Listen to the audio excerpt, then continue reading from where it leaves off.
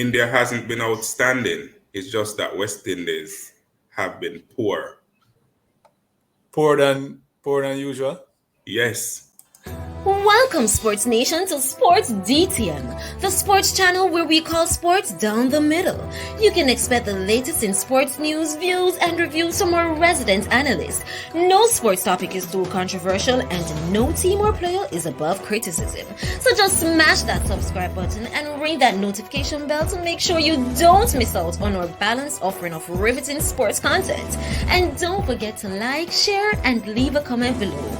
Welcome to Sports DTM. Greetings, Sports DTM fans, and welcome to another episode of Sports Down the Middle, your channel of undiluted sports content. Raymond and I are here to talk about the upcoming match, the third ODI match between West Indies and India. And we're dressed in black, morning, or is it too early to mourn, Raymond? We're in black, we're mourning today. It's not too early. The damage already has been done. So now it's just pride. Yeah, the team has been poor so far, but the third match is upon us, and we'll hear some people saying that they need to play for pride, and there's nothing to lose and all of that. In looking at the performance of both teams in the first match, right? West Indies batted first, made 176. India beat that off in 28 overs. West Indies didn't bat out their 50 overs in that first match. In the second match, India batted first this time around, made 237 for 9. The West Indies bowlers performed well. The batting failed again. Didn't face their 50 overs, 193 all out. In this third ODI, Raymond, and based on the performance of the team so far, what we need to do differently? Well, apart from bringing in certain players, some low-hanging fruits maybe some low-hanging fruits maybe is operate as if you're playing T20. So it's two T20 match in one innings. And I'm not saying hit for the boundary though, but you need some level of aggression. You need some level of aggression when you're chasing, when you're even putting up scores, because when you're scoring 193 and 170s, and the last series against England, you're putting 193 easily and 200 with wickets to spare. Maybe you need a T20 mentality to play this.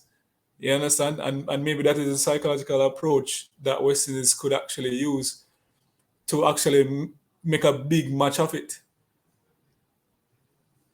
So the batting has been disappointing, or the biggest disappointment on this tour is the batting performance. And I'm going to share with you the numbers for the top order batsmen. Jason Holder is the leading run scorer for the West Indies on this tour with 59 runs from 2 matches, average 29.5. Brooks, 2 match, 56 runs, average 28. Shea Hope, 35 runs, average 17.5. King, 31, 15.5 is his average.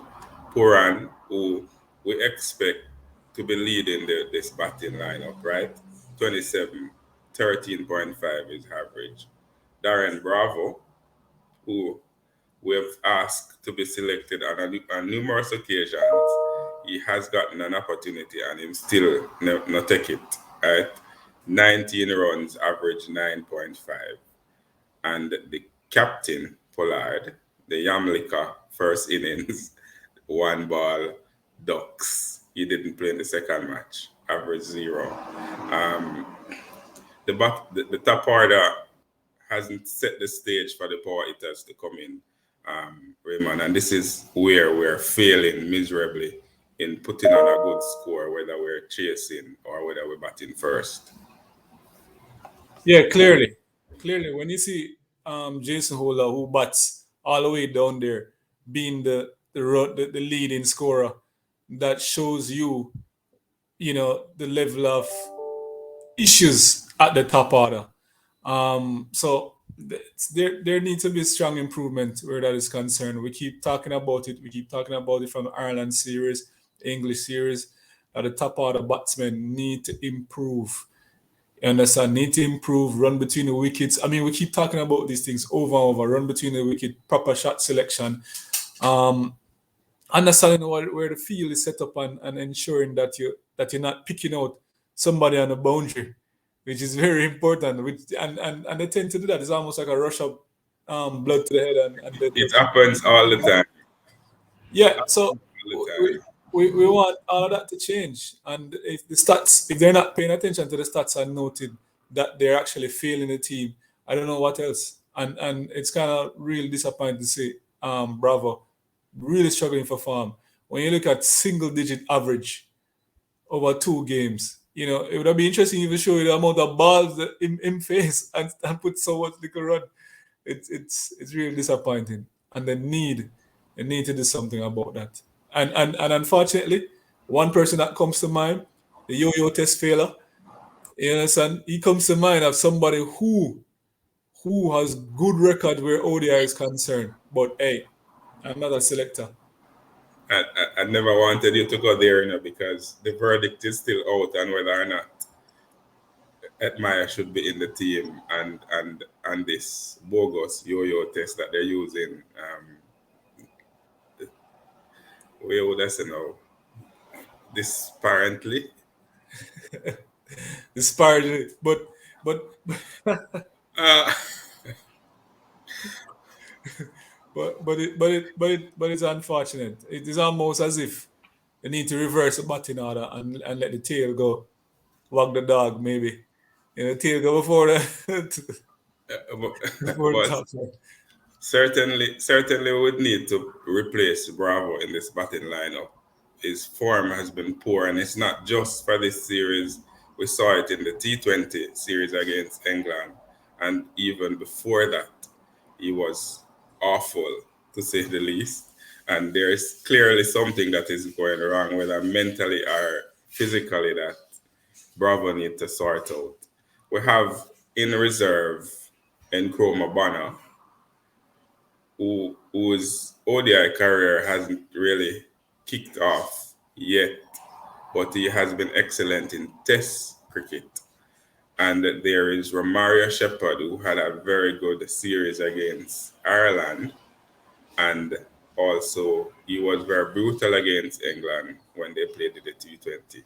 I think of all the reserves, Shepherd should have been in the starting lineup from the first match. But what do you think? Who should come in and who should go? Well, if you're talking about somebody who should come in for Bravo, I would expect Bonner. While Bonner have a poor ODI, form, his game against Sri Lanka wasn't bad, and he's not struggling as bad as Bravo currently, and so in my humblest opinion, he would be one of the better replacement to come in for Bravo from a batsman perspective. I still see the need for Shepherd. If I'm to bring Shepherd in, it would be for Roach. But if you're not looking to change Roach, an immediate change, and is just one change you're looking to make, and that's Bravo out, then Shepherd would have to be that immediate change. If it's two change, then Bonner and Shepherd. If it's Well, one and the one change is Bravo, then yeah. well, there's also the captain who didn't play in the last match. Right. I suspect that he will be back. So who will we replace with the captain? And it is extremely sad when you have your captain out and you have to wonder whether or not he should come back in the team. But if you ask me, I'm not seeing who we would replace at this current match. 1 month to go and there's nothing to play for really than Pride. I would almost expect him to just rest, get his mind right for the T20 games. So I wouldn't necessarily would want him to come in back in this game. And for who at that? You have these younger players who need it. Need these kind of games to help uplift them. So I wouldn't necessarily want him back in this final game. There are a few people who don't agree with you, and they're saying that the team is stronger with Pollard in it. And Okay. if he was in the last match, they would have chased down those runs easily. I'm not sure what they're using to say that I, because I, I don't know either because the first match it was a duck, so I really don't know how much him could possibly put on. But all right, well, persons have their opinion, and that's cool, and that's cool. But who would he replace? Well, Bravo, and that's not a bad idea. But I mean, the truth is, as I said, one game pride to play for. The younger players need exposure. I wouldn't necessarily put him in for replacing Bravo. The two of them can actually just sit this one out. and we're certainly not looking at replacing Smith, who came in for Pollard in the last match. No, no. Because if you ask me, Smith needs to, as Smith continues to improve, he should actually try and hold on a position as a mainstay. I'm sure there's a slot for Pollard, but a person like Smith needs as much experience as possible. So there you have it, fans out there. We would love to hear from you. What's your thoughts on the upcoming match between India and England? I mean, India and the West Indies. The last match in the ODI series, India leading 2-0, and West Indies have a lot to play for. I think there is super 12 points also up for grabs in this series, and the West Indies definitely need to get some points to ensure that they don't go playoffs for the ODI World Cup. Who should be replaced in the lineup? Tell us. Who should come in? Should the captain remain on the bench or should the captain come back in? And who should he replace in that lineup? Shepard definitely need to be in the game. So selectors, coach, captain, whoever is the captain, Shepard need to be part of the team. And Bravo need to go up on the bench. It's just straight and plain. So fans out there, let us hear from you. Let's hear your thoughts on the matchup. Who you think are going to win? What score them are going to make? Who are going to be the standout player? Leave all those comments in the comment section below. And always remember to like, to share, and to subscribe.